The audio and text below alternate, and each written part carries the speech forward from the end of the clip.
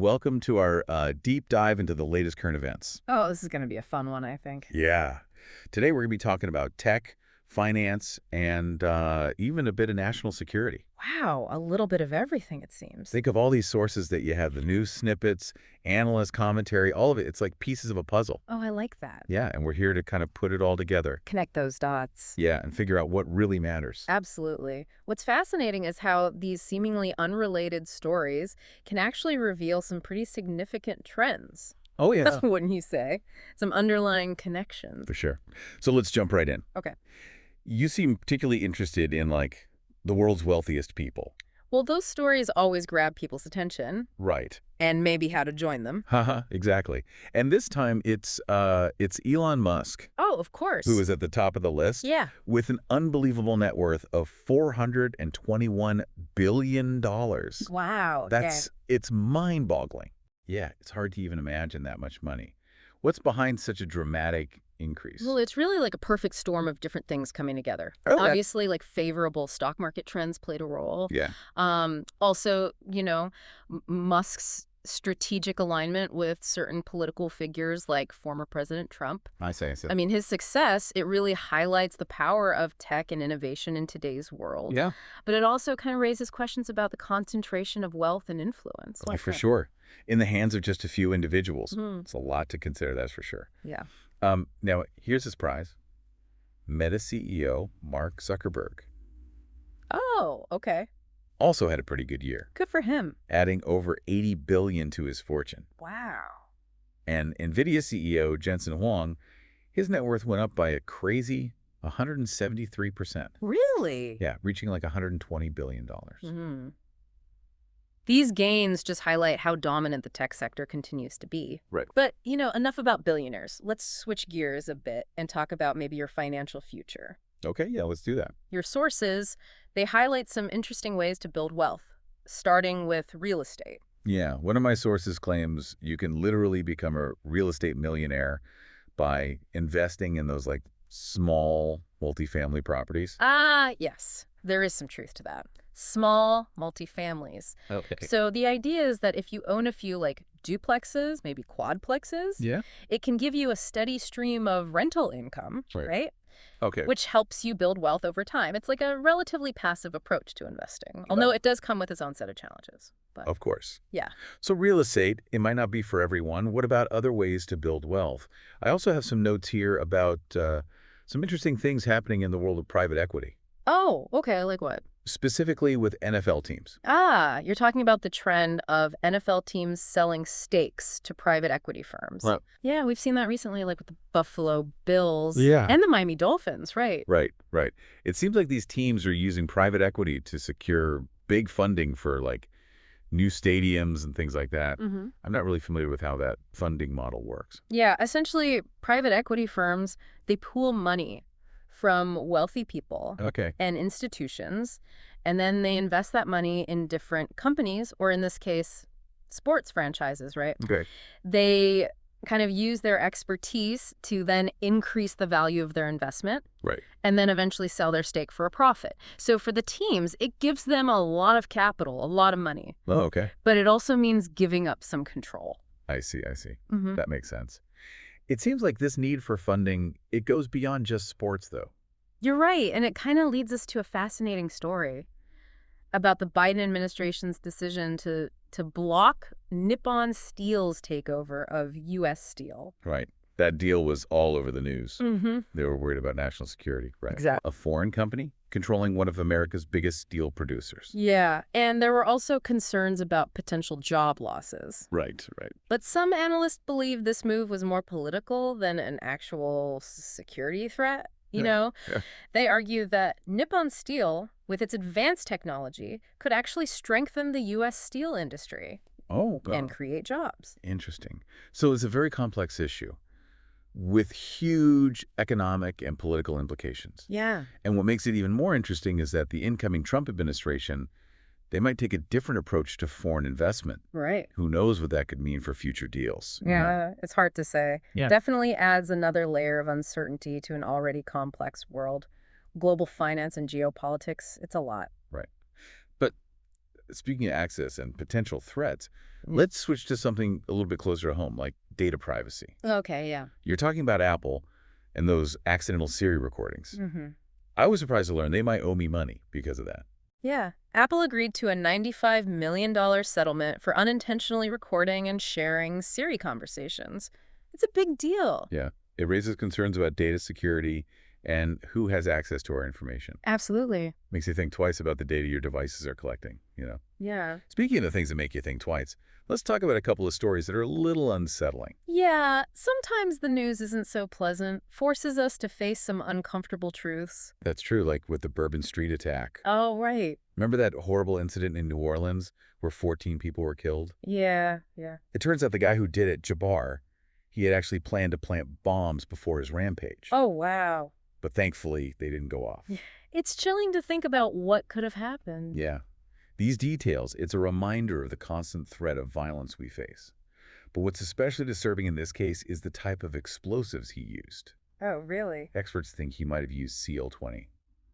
Oh. Yeah. It's a military-grade substance, and it's never been used in terrorist attacks before. It makes you wonder where he got such powerful explosives and what this means for future threats.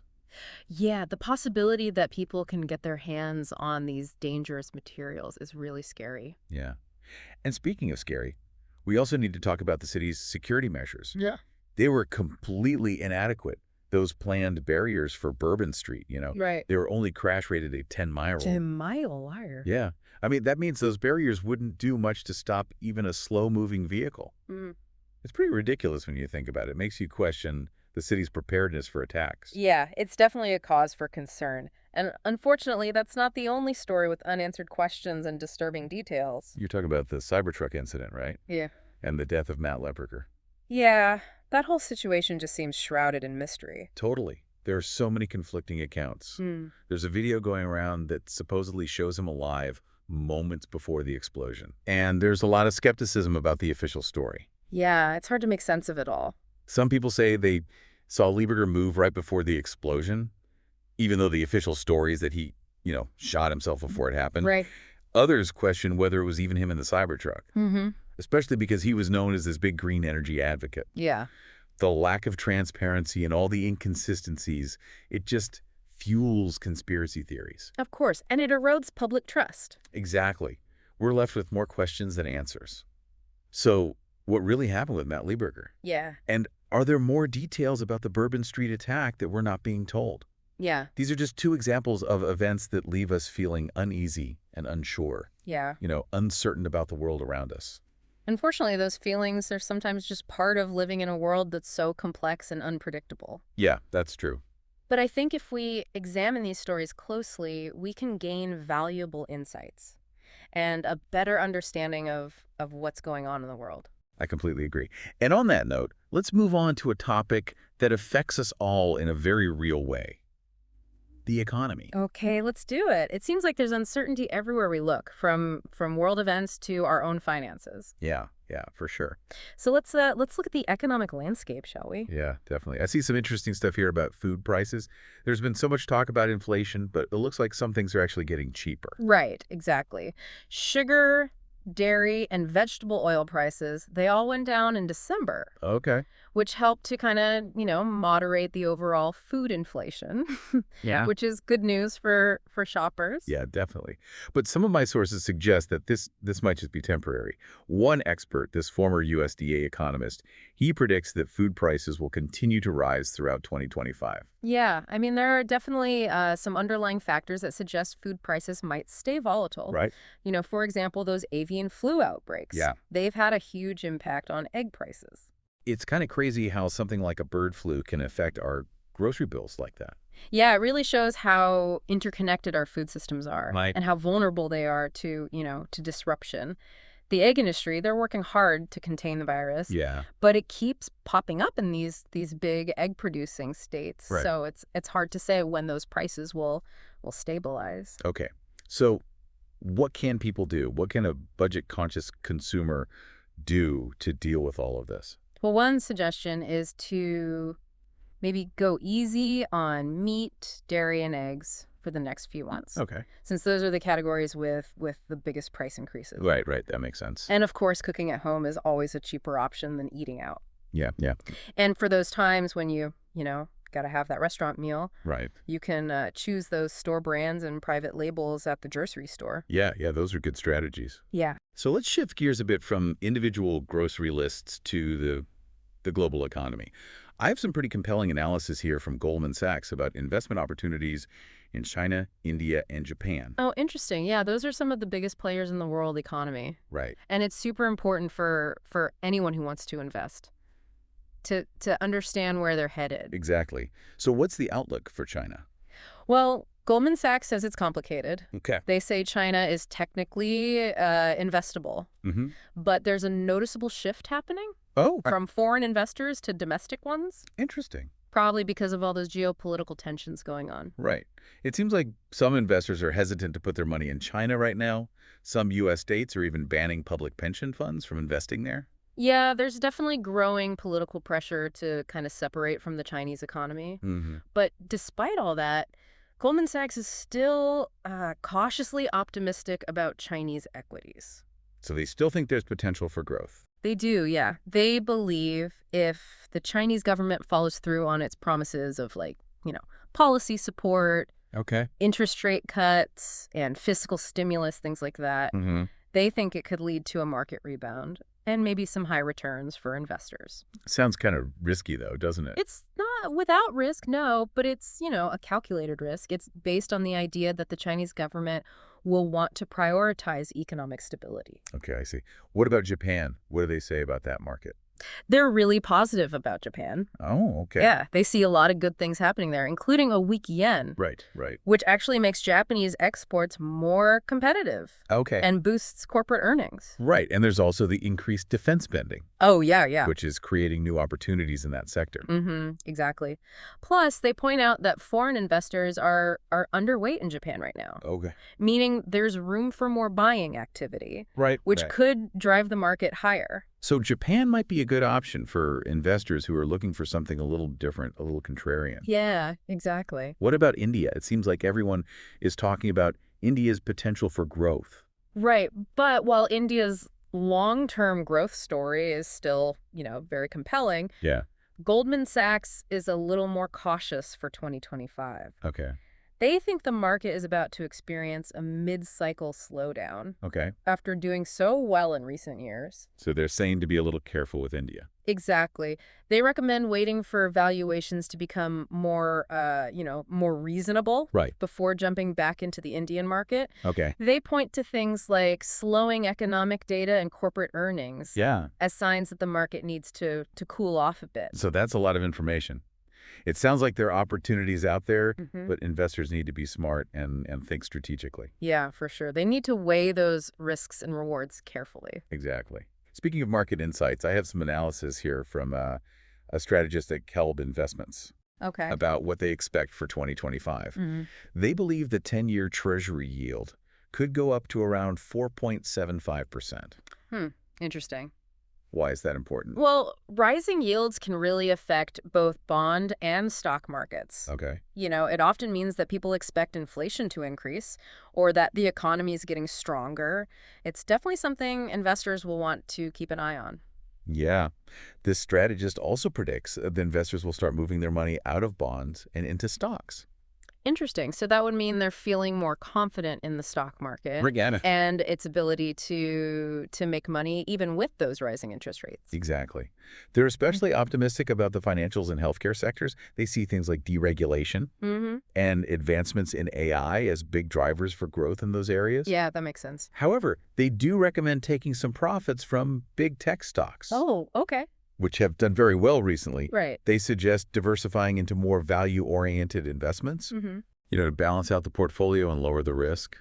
Smart. And lastly, they advise keeping overseas investments under 10% of your total portfolio. Oh, okay. So a cautious approach to international investments. Right. Probably because of all the geopolitical uncertainty Right. and potential for volatility in emerging markets. Exactly. They're not super excited about China, but they do see potential in Japan and India, which aligns with what Goldman Sachs said. Yeah, it seems like there's a trend here. a cautious optimism, recognizing that there are opportunities out there, but also risks.